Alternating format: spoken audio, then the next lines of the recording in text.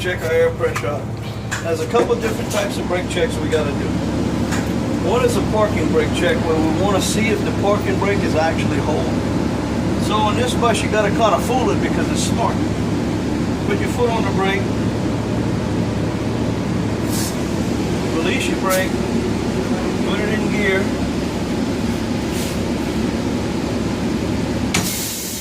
While it's in gear, you got to give it a little tug and make sure it doesn't go anywhere. Okay? So all we basically do is, if you notice when it's blinking, it don't work like that. So you got to fool the doggone thing. Put it in neutral. It's not going to do. I know. Release the door in the back behind you. Because otherwise it ain't doing nothing. So Right. it's not automatic. Not automatic. With the bus in gear, you would just put it in gear and leave the brake on and just give it a little gas and pull on to make sure it doesn't go nowhere. The door got to be closed for that. Yeah, you close it. You want to come in? The silver lever, right there. Sorry, it's there for you. Yeah. Okay, so let me understand. I'm going to put the brake on. Raise it up. Just raise it up. Sealer. Okay. With the brake on, you put the truck in gear and just give it get a little gas and it don't go nowhere. Okay. All you're doing is pulling on the parking brake to make sure that holds on. Okay. Then you have what they call a service brake check. That's the one where you're supposed to roll forward 5 miles an hour. You know, you'd have to release your brake, roll forward 5 miles an hour, press the brake pedal, and let the steering wheel go to see if it pulls out, you know, like pulls real hard left and right.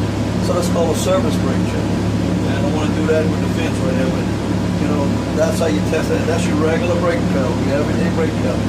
The biggest thing is that the brake stop the bus and that the steering wheel don't pull hard left or right. Okay. Now for the big bad boy. Right, you see if you notice the air pressure is way up here. 25, 30, 35, 40, 45, 50. So it does go to 140 PSI. Some of them do. Once you got your air pressure built up past 100 PSI, first thing you would do is turn off your motor. Turn the electricity back on, but don't restart the motor. Release your brakes. If you're not on level ground, you were supposed to put wheel chocks, but we should be okay. I'm not going to let it go too far. And there's 3 tests we got to do. This is, if you don't do each one of them correctly, it's actually an automatic failure to your pre-trip inspection. You press and hold your brake pedal for a minute. Are we in gear or neutral or what? We're in neutral. The engine's off. The key is on. The brakes are released. Okay. And Now, you got your foot on that brake? Right. And what I'm fixing on doing is I'm going to press real hard on the brake pedal. I'm going to hold it down for a minute. You're going to notice the gauge. Watch this. You're going to see an initial loss. You see how it just moved? Once it stops, you time it for your minute. It shouldn't lose any more than 3 PSI on a straight truck. If you lose any more than 3 PSI within that minute, the bus is out of service. You're not supposed to take the bus. You ride it up and you go home, go get another bus, whatever. So that's check number 1. Press and hold for a minute. You can't lose no more than 3.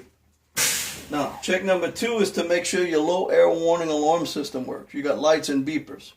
So we're going to start pumping it out. We're simulating it being leaking by pumping it out. The book says anything around 60 PSI, the alarm system's supposed to sound, but in y'all case, y'all alarm system comes on around 80. You know, look up here for the light to come on. There it is. You see your low air pressure light? Mm-hmm. It's on. That's 65, 70, 75, between 75 and 80 pounds. So, because the book says it should come on before 60 PSI, it's working properly. Okay? So let's check 2.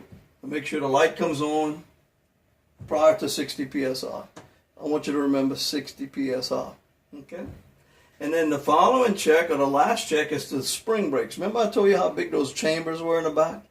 Lack of air pressure causes the springs to be strong enough to kick on and lock the brakes when you have lack of air pressure, so you don't have a runaway bus. So we have to test to see when it pops out. We don't want it popping out too early, because if the light comes on and the beeper, which if the bus was running, you'd hear a beeper as well. If the light comes on, in your case, let's say 70 pounds, you don't want the button popping out at 68. It don't give you no time to get it on the shoulder of the road. Right. The book says they should pop out less than 40 psi. But because your bus is set up a little bit different, it's going to pop out higher than 40. But you just don't want it too much higher than that. So we're going to pump it down, and I think your button pops out typically maybe around 45 or 50. And it just popped out 35, exactly 40 psi. So it's working properly.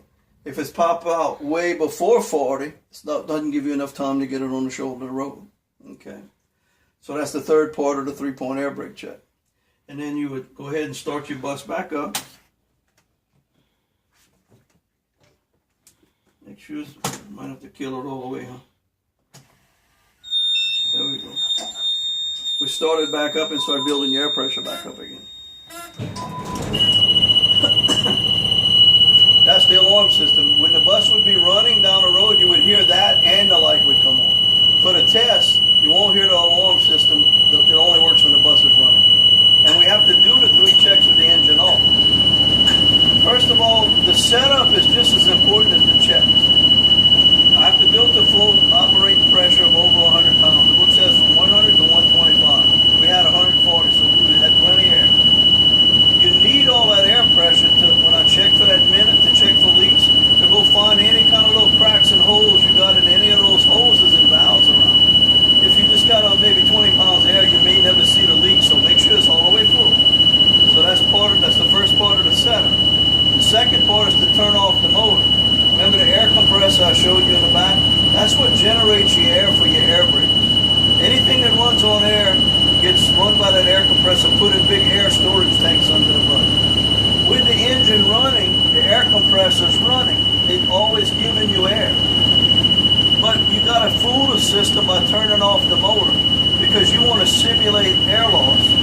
If the air compressor's running and I press and hold for a minute to check for leaks, I may not see the leak because it's pumping it right back at it, you see? So you want to make sure the engine's off when you do the 3-point air brake check. The brakes have to be released for several reasons. First of all, if I would press and hold real hard like I did for a minute and the brakes are out, I can actually damage the springs in those chambers back there by putting heavy pressure on the brake pedal when the button is locked and the brakes are locked. That's why it has to be pushed in before you get it on.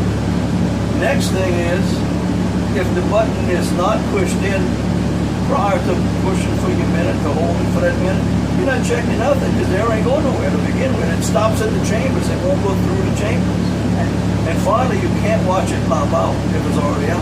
Yeah. Right? So make sure that the engine's off, the key is on, that's going to make the light work, and the button has to be released prior to doing the 3-point air brake. So I'm gonna turn it on. I'm gonna push down the brake button. Then I press the brake down here. Turn it on, turn it off, turn the key on, release the brake, and then hit Then the brake. hit the brake. For a minute, because I'm safe now. I can't hurt my chamber, my springs in my chambers because I released my brakes, and my air pressure's going all the way through them now. So you got to make sure engine's off, key is on, brakes are released before you hit your pedal. Okay. Okay. And then there's one last thing that we don't know yet. Is our exterior lights working? We did clean, clear, no cracks, securely mounted, proper color, but we don't have no idea if they're working. One or two ways you can do it. DOT rather you tell me to go check your lights and you actually operate them one at a time instead of using that fancy thing y'all got that shows you that they all work. And that's good when you're by yourself. But it don't show you if the switch is broken.